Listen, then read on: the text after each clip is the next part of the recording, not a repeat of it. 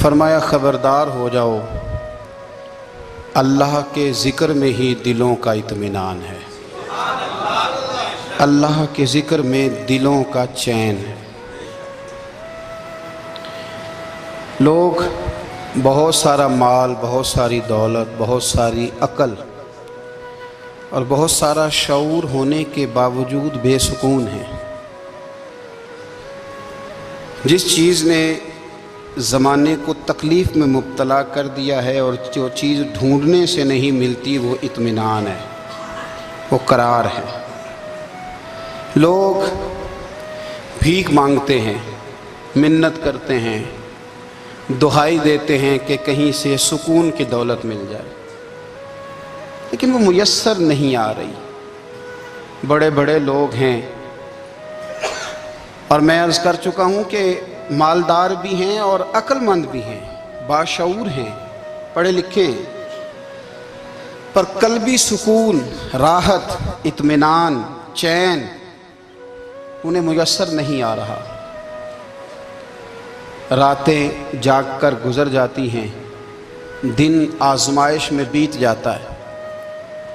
وہ کبھی اس کے لیے ٹھنڈے علاقوں کا سفر کرتے ہیں، کبھی دوستوں کی مجلسوں میں جا کر کے بیٹھتے ہیں، کبھی گھر سے دور اکیلے میں تنہائی میں وقت گزارنے کی کوشش کرتے ہیں، لیکن دولت سکون ناپید ہوتی ہے، میسر نہیں آتی۔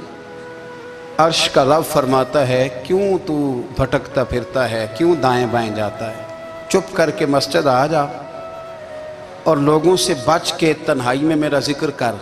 اللہ ملے گا کیا؟ فرمایا اعلیٰ بذکر اللہ تطمئن القلوب، میں تیرے بے چین دل کو چین عطا کر دوں گا۔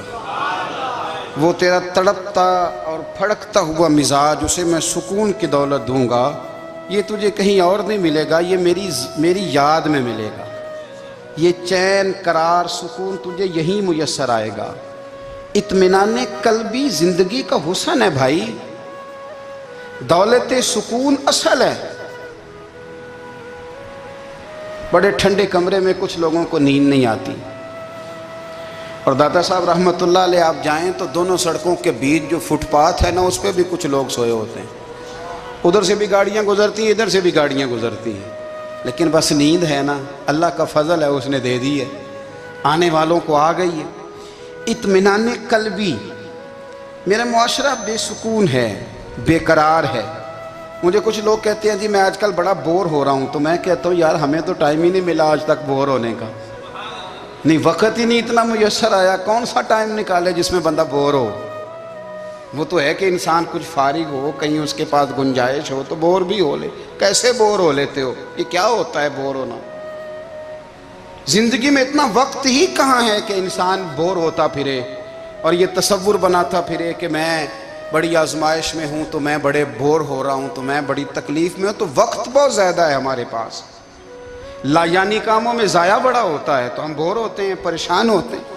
اللہ فرماتے ہیں یہ جو میری یاد ہے نا، لیکن اس کا بھی ایک طریقہ ہے یاد کا، اس طریقے سے اگر میرے رسول کریم علیہ السلام نے فرمایا اللہ کا ذکر اس طرح کرنا کہ دیکھنے والا تمہیں دیوانہ سمجھے، لوگ سمجھیں کہ کوئی مجنون ہے، کوئی جنونی ہے، کوئی پاگل ہے۔ یہاں اللہ تعالیٰ معاف کرے، آپ ذکر کی مجلس چھیڑیں، آپ نعت شریف کی مجلس چھیڑیں تو بہت سارے لوگ پروفیسر بن جاتے ہیں، وہ ساری نہیں ہلاتے، ان کی زبانی حرکت میں نہیں آتی۔ حالانکہ رب کریم کا ذکر اس طرح کرو کہ دیکھنے والا تمہیں دیوانہ سمجھے، کہیں اور کھونے کی ضرورت ہی نہیں۔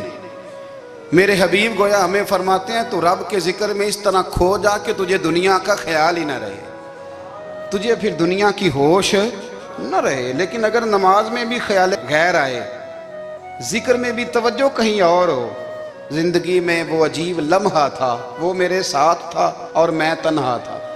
اگر ماحول یہ ہو کہ آپ کہیں جسم کے ساتھ تو موجود ہوں، روح موجود نہ ہو، تو پھر لذت ذکر بھی میسر نہیں آتی، پھر کیف نہیں حاصل ہوتا۔